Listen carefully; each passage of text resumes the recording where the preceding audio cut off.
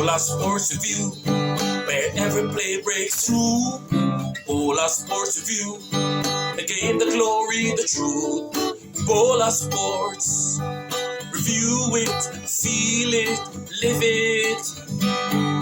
BOLAS Sports, every legend starts here. Welcome to BOLAS Sports Review, the voice of West Indies cricket. Where Caribbean cricket comes alive. And in this podcast, we're going to take a look at the fourth day, the three matches that were played, why teams won and why team lost. In today's T20 World Cup, delivered three very different stories. A clinical chase from the Netherlands, a record-breaking performance from New Zealand, and a strong all-round win from Pakistan. Let's break down each match, why the winners succeeded, and what went wrong for the losing teams. So guys, let's start with match one, Netherlands versus Namibia. The Netherlands secured a comfortable victory over Namibia, showing control in both bowling and batting. The Dutch victory was built on discipline. First, their bowlers did an excellent job of restricting Namibia. Instead of allowing explosive partnerships, they kept tight lines and forced Namibia's batters to take risk. That pressure led to mistakes and strikes at key moments. So at key moments, I'm telling you, they got wickets because they pressured their opponents into making risky move. Second, the Netherlands approached the chase with patience. They didn't panic or try to finish the match too quickly. Instead, they built partnerships and kept the scoreboard moving. In T20, like we know it, chasing is often about temperament. The Netherlands showed calm decision making, smart shot decisions, and awareness of the situation. That's what allowed them to close out the match comfortably. Namibia, on the other hand, why they lost. Now, their biggest problem was their batting total. They didn't score enough runs to put the Netherlands under pressure. When a target is below par, the chasing team can play freely without taking big risk. Another issue was their inability to break key partnerships during the chase. Once the Dutch batters settled, Namibia struggled to create chances. In short, Namibia lost because they couldn't build a strong total and could not apply pressure with the ball. Bolas. Namibia batted first and they made 156 for 8 from their 20 overs. Who won the task Namibia, and chose to bat first? yeah. You did. Netherlands made 156 for 9, 156 for 3. So they got the runs easy. Netherlands won by 7 wickets.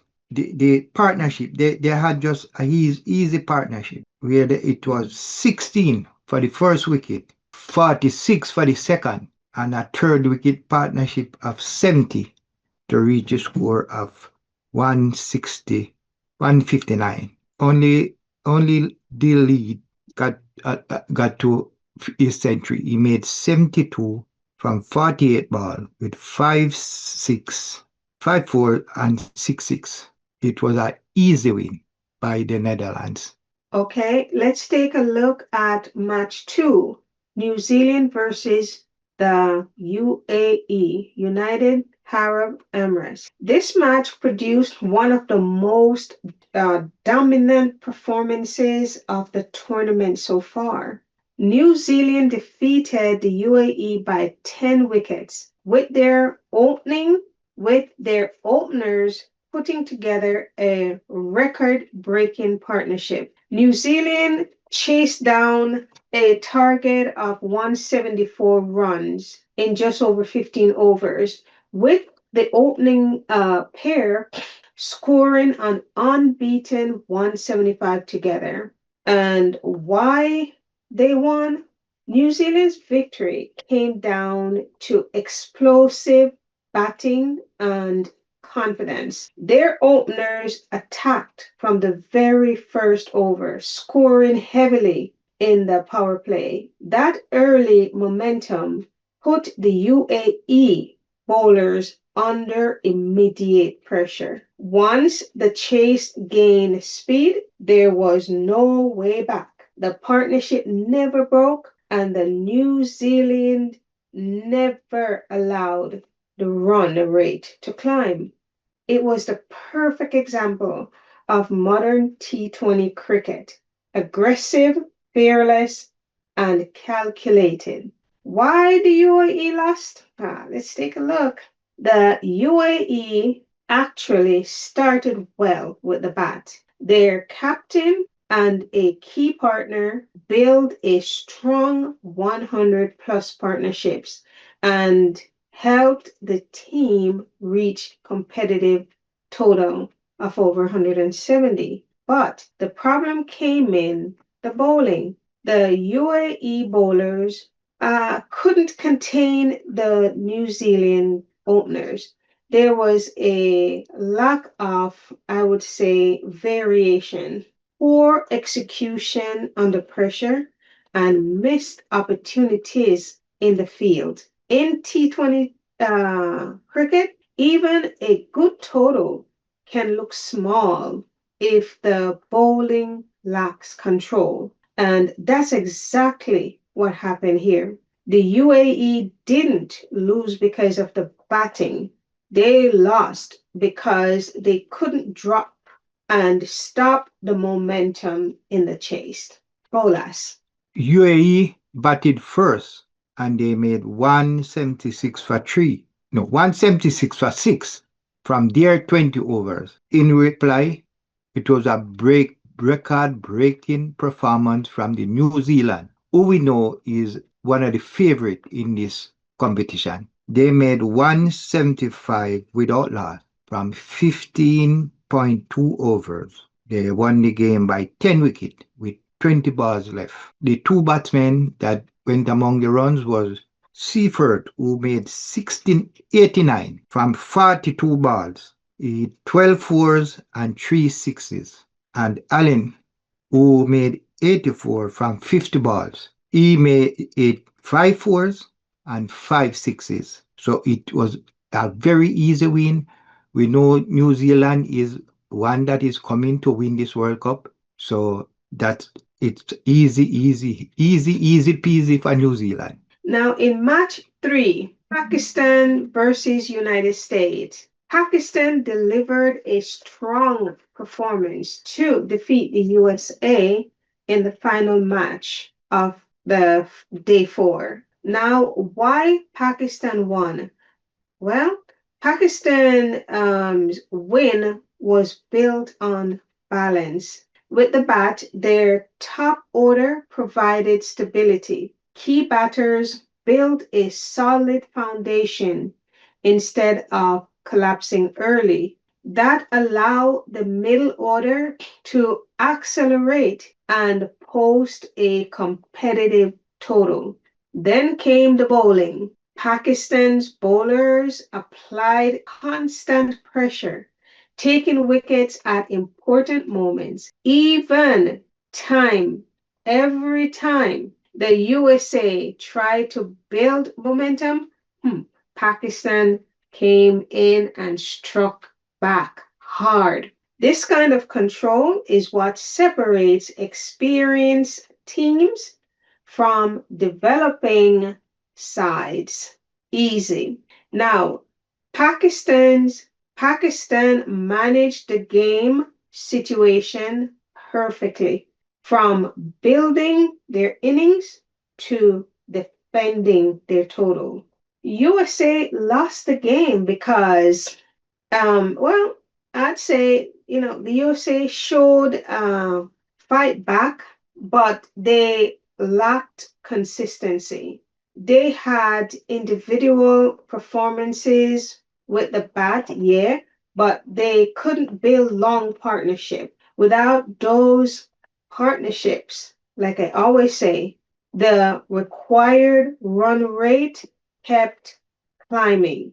One Once the pressure is increased, the USA batters started taking risk, and that led to wickets. Another issue was conceding too many runs earlier in the match. When chasing a big total, the margin for error becomes very small. In simple terms, the USA lost because they could not maintain partnerships and could not keep Pakistan's score within reach. Bolas? Yeah, well, it was the game between Pakistan and the USA. And if we go back to memory lane, we'll remember the last World Cup, USA had a upset win against Pakistan. So I would say this is a grudge match. Secondly, Pakistan feel they have a good chance of winning this World Cup. Say they want to impress in all games. So USA won the toss and elected to field. Pakistan made 190 for 9 from their 20 overs. USA replied, making 158 for 8 from their 20 overs. Pakistan won by 32 runs, but their score might tell a lot because Pakistan had this made a lot of score in first. They lose a lot of wicket in the final game. But his two batsmen came out for Pakistan, and they are the one that did most of the scoring. It was Safran who made 73 from 41 balls. He made 6 4s and 5 6s. And the old star, Azan, who made 46 from 32 balls, 4 4 and 1 6. So it was a easy victory for the Pakistan. The crowd, their fans were out in their numbers, so they had to impress. They have to make their fans happy, and they put a easy win. Alrighty. This is my big takeaways from all three matches. Looking across all six teams that played on day four, three major patterns explain the result. One, strong partnership win matches. New Zealand's openers won the game alone. Pakistan built key batting stands. The Netherlands relied on steady partnership in the chase. The losing teams all struggled in this area. Bowling under pressure do matter. The Netherlands and Pakistan used controlled bowling to restrict their opponents. New Zealand, on the other hand, showed what happened when bowlers lose control. The game disappears quickly. Number three is experience and decision making. The winning team showed a better game awareness. They knew when to attack, when to defend, and how to manage pressure. The losing teams made mistakes at key moments, and in T20 cricket, that's often the difference between winning and losing. Bolas, give me your final thoughts. Well, the newbies, that's what I call them. They they were playing the more recognized teams, and that is to show that the more recognized team. They play. They know how to play. They have more experience, and they play all over the world. They play on a lot of pitches, different pitches. So they have the experience, know when to make change, know when to put their spins on, and they all did a good job. Netherlands, New Zealand, and Pakistan, they all came out and show their class. So no upset yet, no upset in this game. None of the newbies has win a game. So let's watch as the World Cup go on. So today's matches um, showed three different paths to victory. The Netherlands used discipline and patience. New Zealand used explosive, fearless batting. And Pakistan used the balance and experience path. And the losing teams all shared similar problems: not enough pressure with the ball and too many mistakes at crucial moments.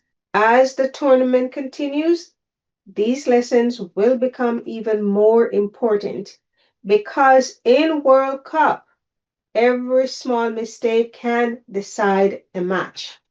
And as we always say here, we don't always disagree or agree with everything that is said, but we beg to agree to Disagree. disagree. Thanks, guys, for watching BOLAS Sports Review. If you enjoyed this breakdown, hit the like button, drop your thoughts in the comments, and subscribe for more cricket review and Caribbean sports stories. See you in the next one. Ciao. Yeah, yeah, yeah. Bye. Like, subscribe, and share. Bola Sports. Oh, yes.